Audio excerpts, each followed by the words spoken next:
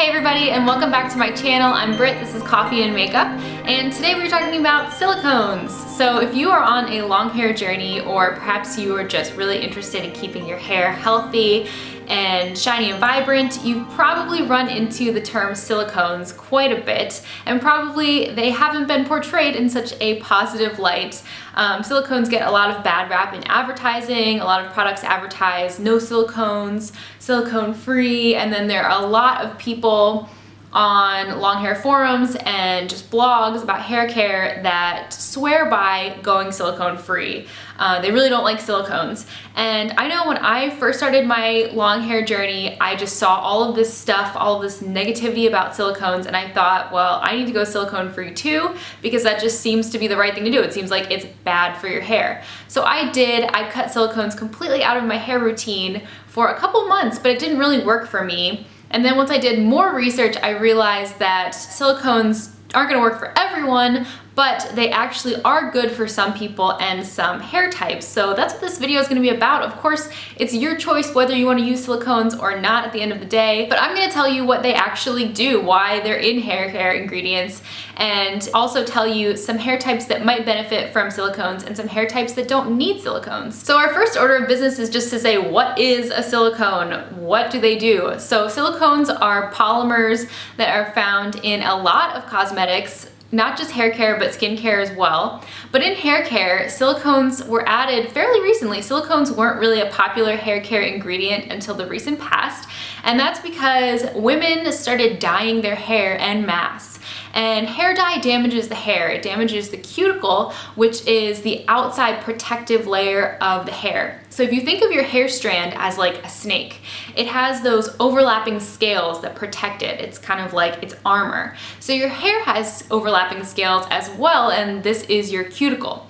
So when women were dyeing their hair, that would cause the cuticle to peel up. And when this happens, your hair won't look as shiny anymore, because the silicones being so tight together is what reflects the light off the hair strand and makes it look shiny and healthy. So that is one effect of cuticle damage. And then secondly, because the cuticles were damaged, instead of the hair strands just gently sliding across one another, these messed up cuticles would grab onto one another and cause tangles. So because of this huge surge in the popularity of hair dye, hair chemists and formulators had to have an ingredient that could combat those kind of like symptoms or byproducts of dyeing one's hair. So they chose silicones because silicones actually smooth the cuticle back down to give it the appearance of being healthy and shiny, because the cuticle is back to being smooth again and reflecting light properly. And then also it will kind of shellac the cuticle, and then the hair strands can once again smoothly run across one another, so it prevents tangling that's often associated with cuticle damage.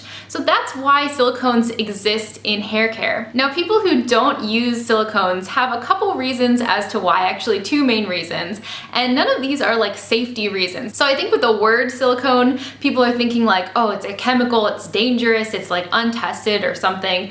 But silicones as a cosmetic ingredient are so common. They're one of the most well-tested ingredients out there as far as cosmetics go. We put it all over our face and body all the time. It's in products for babies, it's in personal lubricants, so we're literally putting it within our bodies.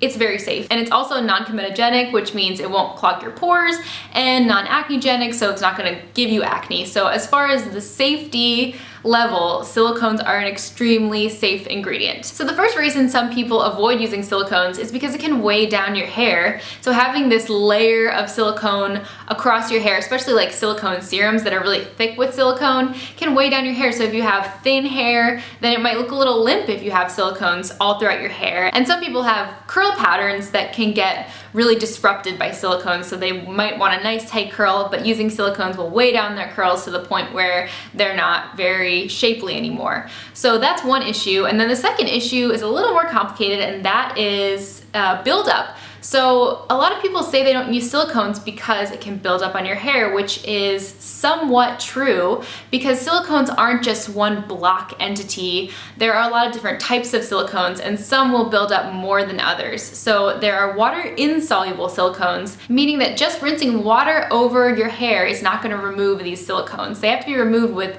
sulfate shampoo, maybe over one wash or possibly over multiple washes. So that can give you some buildup on your hair that you need to then clarify out with sulfates. However, there's a whole nother class of silicones that is water soluble. So just rinsing out with water will clean these silicones off your hair. And then there's a third class that just evaporates off your hair. So you don't even have to rinse it with water, they just evaporate.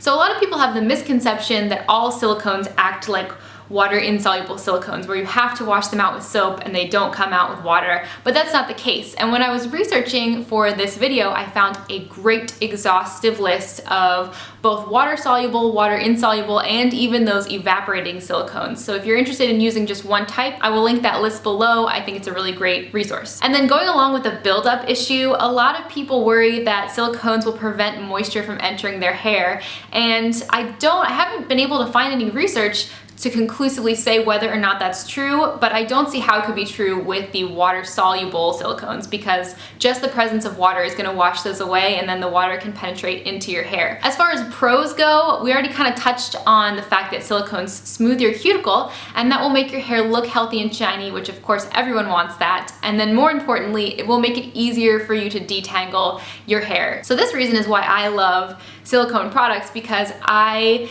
have hair that's very susceptible to mechanical damage.